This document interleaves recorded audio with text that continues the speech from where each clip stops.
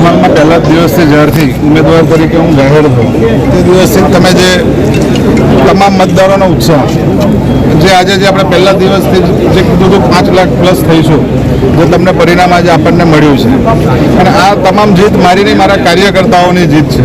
અને નરેન્દ્રભાઈ મોદી સાહેબની જે વિકાસલક્ષી યોજનાઓ છે એ યોજનાઓ જે નીચેના ગ્રામ્ય સુધી તેની જીત છે. સાહેબ, સૌપ્રથમ કાર્યો કયા કરશો?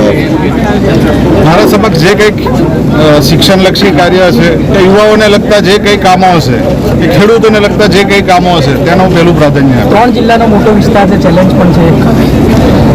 વિસ્તાર મોટો હોય, જેની કામ કરવાની પદ્ધતિનું સેટિંગ થઈ જાય તો એમાં કોઈ તકલીફ નથી પડતી. જંગી લીડોથી જીત્યા છો, શું કહેશો? જંગી લીડ મારી નહીં, આ કાર્યકર્તાઓની જીત છે, નરેન્દ્રભાઈ મોદી સાહેબની જીત છે.